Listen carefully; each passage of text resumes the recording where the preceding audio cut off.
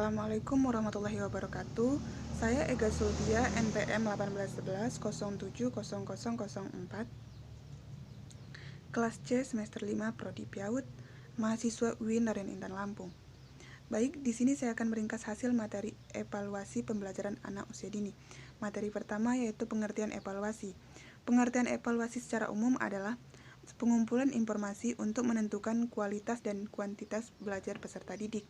Jadi, evaluasi adalah suatu usaha yang dilakukan untuk mendapatkan informasi secara sistematis dan berkesinambungan, serta menyeluruh tentang proses dan hasil belajar peserta didik, sehingga dapat dijadikan informasi dan patokan dalam pengambilan sebuah keputusan mengenai tuntas tidaknya, paham atau tidaknya siswa dalam proses belajar mengajar. Sedangkan pengertian dasar evaluasi di TK yaitu usaha mendapatkan berbagai informasi secara berkala, berkesinambungan, dan menyeluruh tentang proses dan hasil dari pertumbuhan dan perkembangan yang telah dicapai oleh peserta didik melalui kegiatan belajar. Yang kedua yaitu prinsip-prinsip evaluasi di TK. Adapun prinsip yang harus diperhatikan dalam melakukan evaluasi di TK yaitu yang pertama, berpusat pada anak. Penilaian yang dilakukan hendaknya berpusat pada semua aktivitas yang dilakukan oleh anak. Yang B, berkesinambungan.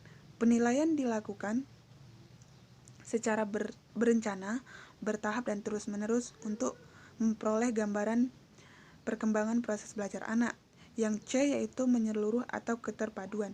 Perubahan perilaku dalam tujuan pembelajaran perlu dicapai serta menyeluruh, baik yang menyangkut pengetahuan, sikap, perilaku, nilai, serta keterampilan.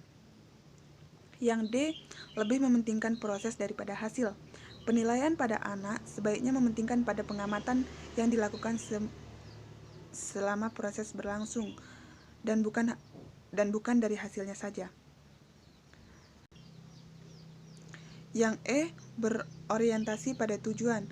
Penilaian di TK berorientasi kepada kompetensi yang diharapkan proses pertumbuhan dan perkembangan anak. Yang F yaitu objektif dan alamiah. Dalam melakukan penilaian diusahakan seobjektif mungkin, yaitu penilaian hanya memperhatikan objeknya. Yang G yaitu mendidik. Hasil penilaian harus digunakan untuk membina dan membimbing anak peserta didik. Yang selanjutnya, konsisten dan jujur. Penilaian yang dilakukan oleh dua orang penilai akan lebih dipertanggungjawabkan dalam mengambil keputusan. Yang selanjutnya itu kebermaknaan. Hasil penilaian harus bermakna bagi diri sendiri, orang tua, anak didik, dan pihak-pihak lain yang membutuhkan.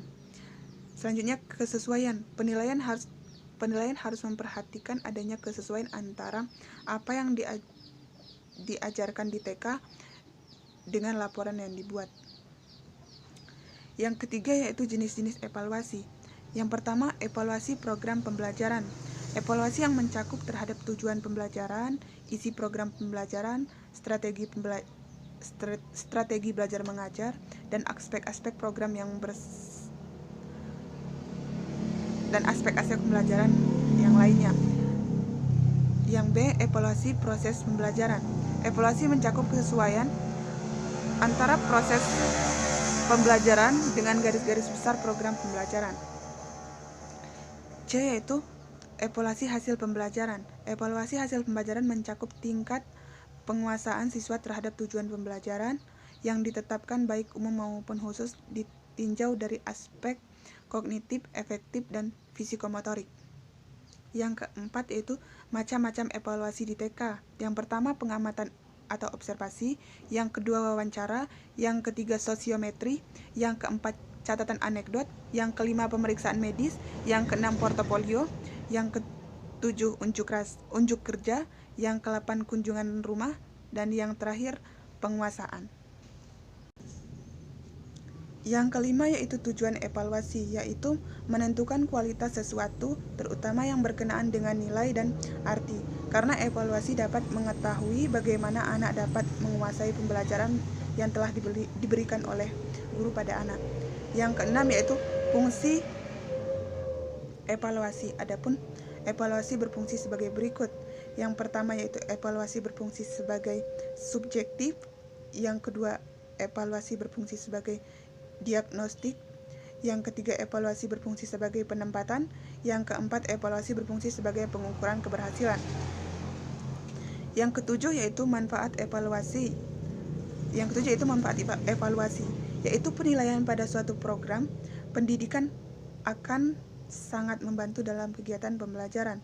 Penilaian dapat membantu meningkatkan kualitas program maupun kegiatan belajar mengajar pada peserta didik oleh guru. Baik, mungkin hanya itu saja materi dari saya. Saya akhiri. Wassalamualaikum warahmatullahi wabarakatuh.